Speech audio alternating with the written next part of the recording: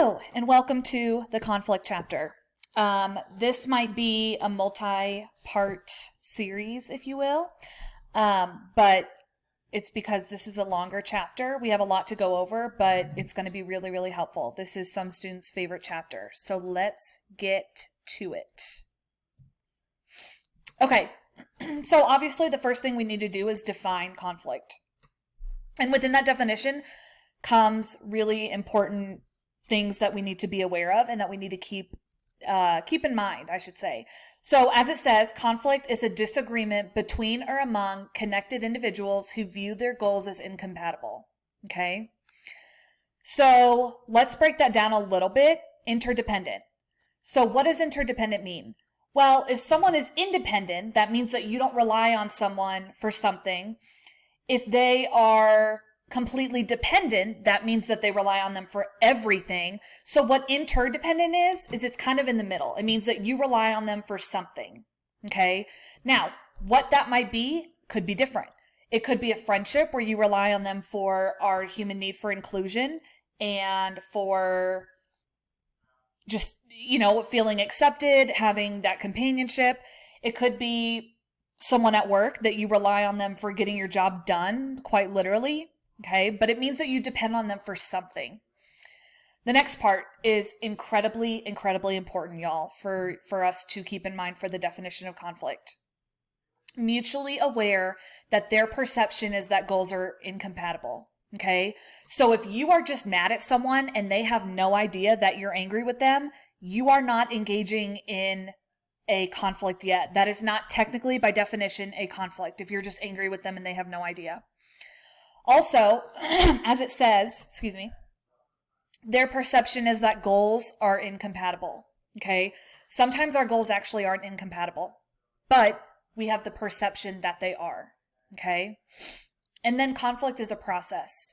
Conflict can change relationships. We'll talk about some myths in the next slide, but conflict is a process, okay? Another thing, let's go to the next one. So some myths about conflict. And I go over these because I think a lot of times, and maybe as you're reading through this, you're like, yeah, that's true. No, that's not a myth. These are all myths. Some of them can be true, but let's keep that in mind as we talk about these. So let's get into these. Conflict is best avoided. Time will solve the problem. It will all blow over. Why is that a myth? Conflict isn't always best avoided. Yes, sometimes it is fine if it's... So another thing that I want to clarify... Let's go back, actually. I'm sorry. Another thing that I want to clarify is a conflict includes incompatible goals, where it's a disagreement about goals being incompatible. So what that means, y'all, is yes, it includes the big, yelling, screaming fights. Maybe if that's what your conflicts look like, we'll talk about that. But it also includes if you and your romantic partner are trying to decide where you want to eat. And you're like, well, I would rather go here. Well, we always go where you want to go, and that's kind of frustrating. Okay, yeah, you're right. I'm sorry. That's still a conflict. Okay, so conflict is such a vast definition, but I want you to keep in mind, even the small little tiffs, if you will, that's still technically conflict. Okay, sorry. So back to this. Conflict is best avoided. That's not true. I'm not saying sometimes that it's, we need to let things go. We do. But time doesn't always solve the problem. It doesn't always blow over. Okay? Sometimes we just avoid it, whether we're scared of conflict, whether we just don't feel like dealing with it, whatever the case may be. So we push it down, push it down, push it down, and that ends up being worse than just dealing with it right then and there, because it does come out. Next one, if two people experience relationship conflict, it means their relationship is in trouble. That is a myth, okay? What I think is fascinating is there are some communication scholars that actually believe that if you have absolutely no conflict in a relationship, in a long term, maybe, like a more serious established relationship. I'm not saying, like talking for 2 weeks or, like a new acquaintance at work. But that if there's no conflict, that's actually bad. That's actually bad. So why might that be? Why would that be bad? Well, you have to care. You have to care to engage in conflict. Have you ever thought about that? You have to care enough. Even people that just like to argue, you still care on some level. If you're apathetic, and maybe you're thinking of relationships that you've been in, whether they were new or old, or where you're like, it's not even worth the conflict because this isn't going to last. So on some level, you have to care enough to engage in the conflict. Okay. And I know that might sound backwards because I know in our society, it's like almost something to brag about, right? Like me and my partner, we never fight. Like we never fight. That's not a good thing. So if you brag about that, don't brag about that anymore. Okay. All right. Conflict damages an interpersonal relationship. It can. It doesn't have to. Okay. It can actually strengthen an interpersonal relationship, right? I've had plenty of relationships, both, friendship, family members, especially romantic relationships. And, even in my marriage now, where getting through that conflict and getting out on the other side, it really brings you together, as weird as that might sound. Conflict is destructive because it reveals our negative selves. It can. It doesn't inherently have to. It's all in the way that we deal with it. And then in any conflict, there has to be a winner and a loser. That is not true. Okay. So let's talk about the conflict styles. Y'all have maybe heard of these before. There are quizzes where you can take a quiz to see what your conflict style is. I think there might be one in your textbook. I can't remember. But the reason I don't have y'all do that, and I'm not requiring it or whatever, because I think a lot of times it depends on the situation and it depends on our personality. It can even depend on the person we're engaging in conflict with, okay? So we're going to go through these, and some of you might immediately be like, you literally just said that it's a myth that there has to be a winner and loser, and now you're breaking these down into I win and you win, or lose, or whatever. You're right. But the reason these are broken down in that way is because it helps you understand how these conflict styles work. So that's why I keep that. Okay. So I'm not trying to go back on my word because there's not supposed to be a winner and a loser, but it helps you to identify how the outcome can often work. Okay. Usually people are like one or two of these mostly, but again, you might have one that you use almost all the time, but then with that one person, you use this one. Okay. All right. Competing. I win and you lose.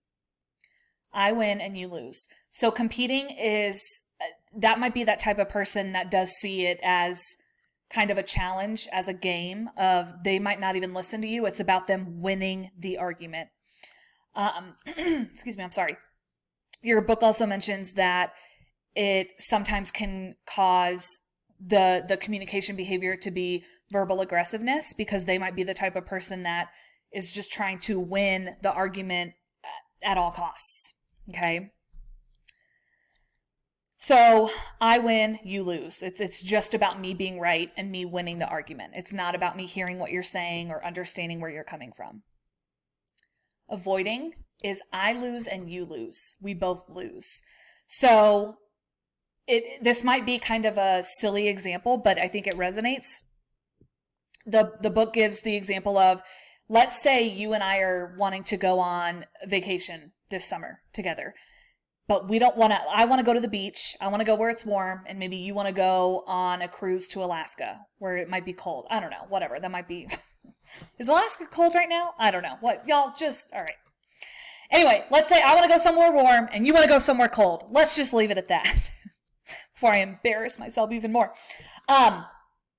So the reason we both lose is because we completely avoid the discussion and thus the conflict. So the reason we both lose is because we don't end up going on vacation, because we never even engaged in the conversation, in the conflict to talk about the second we found out that that we had different opinions of where we wanted to go, we backed off and we didn't even engage in the conversation. So we didn't go on vacation. So I lose and you lose because we didn't even get to have that conversation.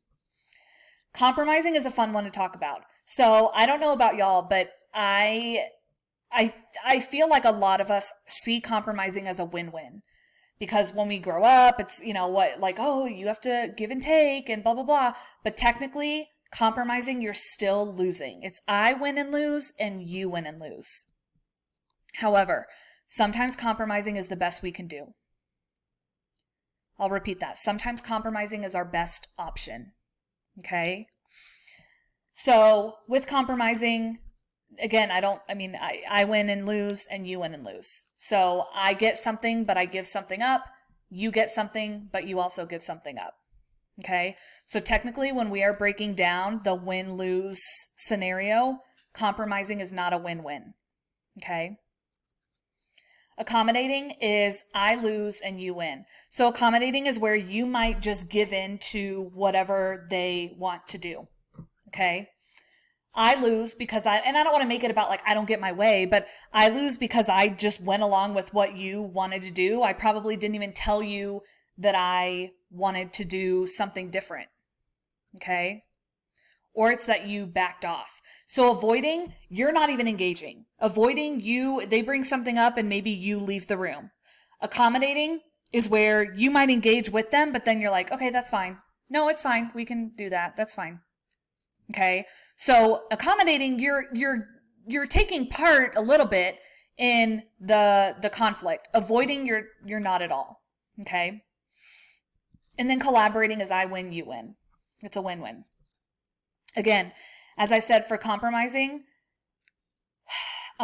sometimes collaborating isn't possible. It takes a lot of time and it takes a lot of communication competence. Okay? Sometimes the difference between, because I've had students ask this before, the difference between compromising and collaborating might be the perception. Okay? So let me give you an example. When Taylor and I first were dating seriously and then, now married, you spend holidays together, right? So my family, we celebrate Christmas, both his family and mine. My family does their big thing on New Year's Eve. Okay? Christmas Day, my mom is a nurse. Every other Christmas she has to work, so sometimes she's literally not even there. So Christmas Day has never been like a huge thing for us. Our big celebration is Christmas Eve. Okay? So when Taylor and I were dating and and figuring this out, excuse me, sorry, and now we have this set, his family doesn't do anything on Christmas Eve. So what we do is we spend Christmas Eve with my family and then Christmas Day with his family. Okay? Now, for some of you, that might seem like compromising, but our perception, and I've asked my husband, our perception is that is collaborating. We don't feel like we are missing anything, for me on Christmas Day, for him on Christmas Eve, because our family wouldn't do anything anyway. So to us, that is a win-win. It's not a compromise. Maybe, okay, so here's how it would be a compromise. Maybe if his family did something on Christmas Eve too, maybe if we spent half Christmas Eve with my family and half with his family, that would feel like a compromise because I would still be giving something up. I still wouldn't be with my family at that time. Okay. So sometimes the difference between compromising and collaborating, if you're like, well, how do I know if I'm giving something up? It might be the perception of the people in that situation. And if they feel like they're giving something up. For Taylor and I, my husband, again, we've talked about it. We don't feel like we're giving anything up with the holidays because we get to, number one, spend them together with he and I. Number two, spend them with our family, and number three, be there for what is a bigger deal for our family. Okay. All right. This ends part one. Now we're going to get to part two.